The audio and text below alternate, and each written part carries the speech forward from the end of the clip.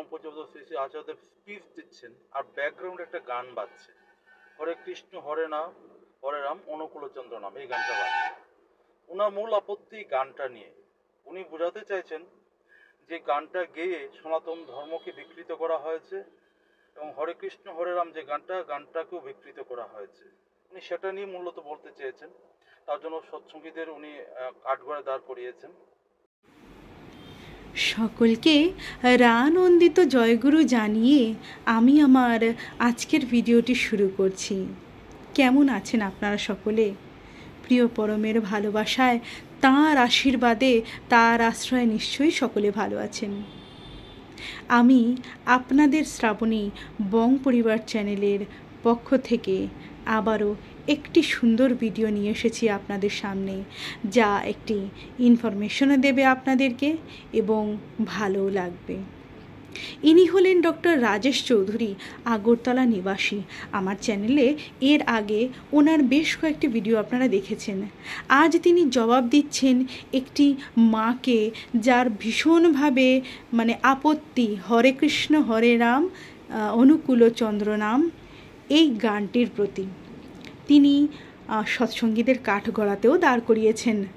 আসুন জেনে নিই ডক্টর রাজেশ চৌধুরীর কাছ থেকে উনি ঠিক কেমনভাবে উত্তর দেন। নমস্কার। গত 1-2 দিন ধরে সোশ্যাল মিডিয়া একটা ভিডিও খুব ভাইরাল হচ্ছে। সেখানে একজন ভদ্রমহিলা পূজ্যপাদ আচার্যদেবের একটা ভিডিও, যেখানে পরম পূজ্যপাদ শ্রী শ্রী আচার্যদেব স্পিচ দিচ্ছেন আর ব্যাকগ্রাউন্ডে একটা গান বাজছে, হরে কৃষ্ণ হরে নাম হরে রাম অনুকূলচন্দ্র নাম, এই গানটা বাজছে। ওনার মূল আপত্তি গানটা নিয়ে।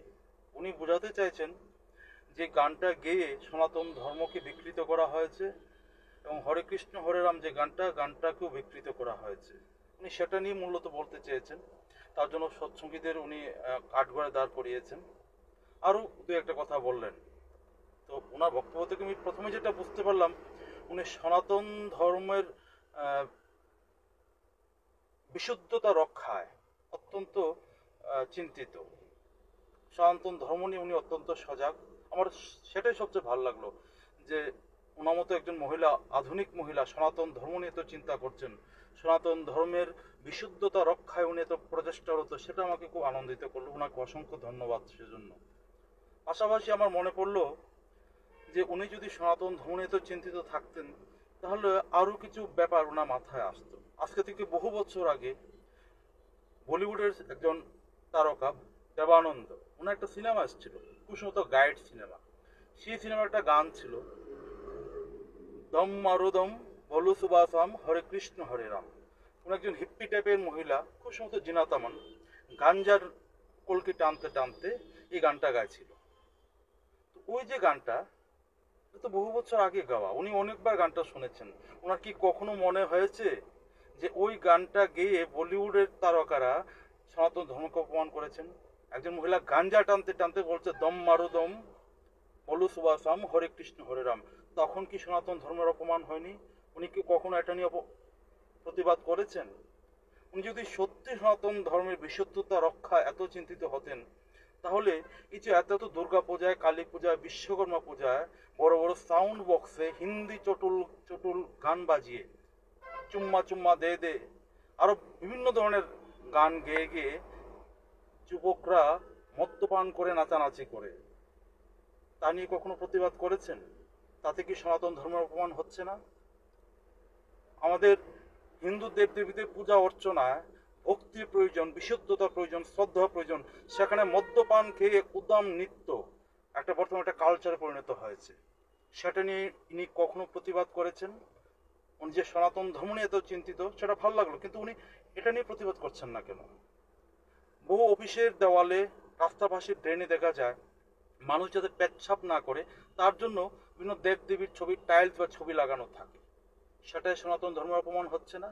উনি কখনো সেটা নিয়ে প্রতিবাদ করেছেন? করবেন না, কারণ এগুলো নিয়ে প্রতিবাদ করলে ওনার রিলস ভাইরাল হবে না, বরং উনি একটা বিশাল প্রতিবাদের সম্মুখীন হবেন। তাই উনি বেছে বেছে সৎসঙ্গকে বেছে নিয়েছেন, কারণ সৎসঙ্গের বিরুদ্ধে বললে ভাইরাল হওয়া যায়। সেটা নিজের রিলস ভাইরাল করার জন্য একটা সহজ মাধ্যম।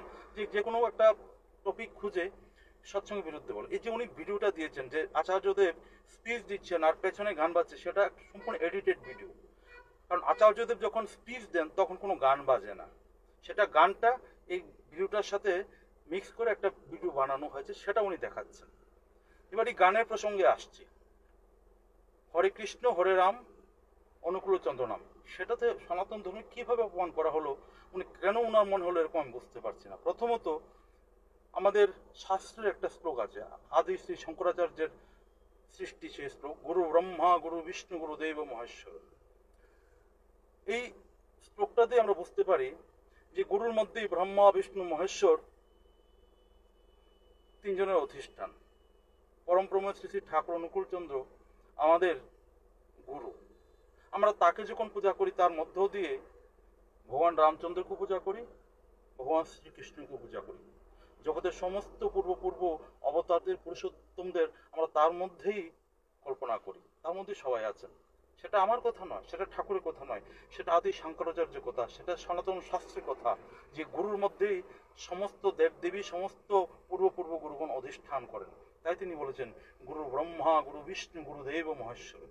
আমরা যদি আমাদের গুরু পরমপ্রেম শ্রী শ্রী ঠাকুরের মধ্যেই ভগবান শ্রীকৃষ্ণ ভগবান রামচন্দ্রকে উপলব্ধি করি এবং তার ফলে সেই গানটি গাই যে হরে কৃষ্ণ হরে রাম অনুকূল চন্দ্র নাম, তাহলে কার কি প্রমাণ হচ্ছে, মানে কেন মনে হচ্ছে সেটাতে সনাতন ধর্মকে বিকৃত করা হয়েছে?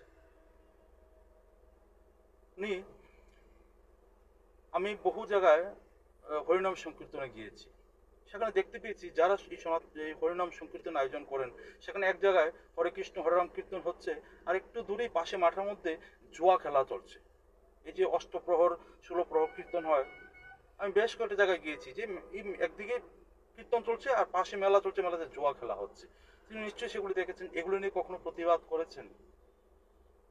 আমাদের সনাতন ধর্ম যদি রক্ষা করতে হয় তাহলে সৎসঙ্গের চেয়ে ভালো বা সবচেয়ে বেশি প্রচেষ্টা কেউ করছে না। আজকে সৎসঙ্গের ছত্রছায়ায় এসে হাজার হাজার লক্ষ লক্ষ যুবক যারা একসময় মদ্যপান করে ড্রাগের নেশায় জীবনটা তছনছ করে দিয়েছিল, জুয়া খেলায় জীবন ধ্বংস করে দিয়েছে, এরকম বহু ছেলে আজকে সৎসঙ্গের ছত্রছায়ায় এসে তাদের সমস্ত অস্বাস্থ্যকর জীবনযাত্রা পরিত্যাগ করে একটা সুন্দর জীবনযাপন করছে, ঈশ্বরের গুণগান করছে, প্রত্যেকদিন বাড়িতে সকাল বিকাল প্রার্থনা করছে, ধ্যান করছে, ইষ্টভৃতি করছে, মা বাবাকে প্রণাম করছে। সৎসঙ্গে তাদেরকে একটা সুন্দর সনাতনী জীবন মানে দিয়েছে। আজকে শিশুরা কখনো ধর্মকর্মে যুক্ত হতো না, আজকে সৎসঙ্গের ছত্র হচ্ছে কত কত শিশুরা প্রত্যেকদিন সৎসঙ্গ করছে, ঠাকুরের গুণকীর্তন করছে। কত কত অশান্ত পরিবার যারা জীবনে অশান্তিতে সংসারে জ্বালাতে একটা বীতশ্রদ্ধ জীবন কাটাচ্ছিল, তারা সৎসঙ্গের ছত্রছায়ায় এসে ঠাকুরকে ধরে একটা সুন্দর জীবন কাটাচ্ছে। তারা পরিবারগুলিতে সকাল বিকাল প্রার্থনা হচ্ছে, ছোট ছোট বাচ্চারা মা বাবাকে প্রণাম করছে, ঈশ্বরমুখী হয়ে উঠছে। সেটা কি উনি দেখতে পাচ্ছেন না? উনি এক জায়গায় বলছেন, কেউ একজন নাকি বলেছেন যে শ্রী শ্রী ঠাকুর কালী দুর্গা মহাদেব তাদেরকে সৃষ্টি করেছেন। হ্যাঁ, আমি দেখেছি ভিডিওটা, কিন্তু সম্পূর্ণ ভিডিওটা যদি উনি দেখাতেন বা উনি নিজে দেখতেন তাহলে এই কমেন্টটা নিয়ে ওনার এত প্রতিবাদ থাকতো না। কারণ যিনি বক্তব্যটা করেছেন তিনি সম্পূর্ণ ভিডিও বক্তব্যের মধ্যে উনি ব্যাখ্যা করেছেন কেন তিনি এই কথা বলেছেন। মাঝখান থেকে একটা লাইন উঠিয়ে মানুষকে বিভ্রান্ত করার জন্য এই ধরনের কথা বলে নিজের ভিডিও ভাইরাল করা যেতে পারে, কিন্তু আসলে সনাতন ধর্মের যদি উনি সত্যি একজন পৃষ্ঠপোষক হতেন তাহলে এই ধরনের কথা বলতেন না। শ্রী ঠাকুরকে জানতে হলে সোশ্যাল মিডিয়ার ভিডিওতে আর হোয়াটসঅ্যাপ দেখে ফেসবুক থেকে জানা যাবে না। দয়া করে তার বইগুলি পড়ুন, তার সাথে যুক্ত হন, তার সৎ দিকে দীক্ষিত হন, ওনার যে সাধন পদ্ধতির কথা উনি বলেছেন তার সাথে যুক্ত হন, তাহলে ঠাকুরকে উপলব্ধি করতে পারবেন। রসগোল্লা দেখে তার স্বাদ অনুভব করা যায় না, তাকে খেতে হবে। তার ঠাকুরকে যদি সত্যি উপলব্ধি করতে হয় তার কাছে আসতে হবে, তাকে গ্রহণ করতে হবে। আপনি দেওঘরে একবার গিয়ে দেখুন, পরম পূজ্যপাদ শ্রী শ্রী আচার্যদেবের সামনে প্রত্যেকদিন হাজার হাজার মানুষ আসছে তার জীবনের কঠিন কঠিন সমস্যা নিয়ে। তিনি তাদের প্রত্যেকের কথা মনোযোগ দিয়ে শুনছেন, সবার জীবনের সমস্যার সমাধান করছেন।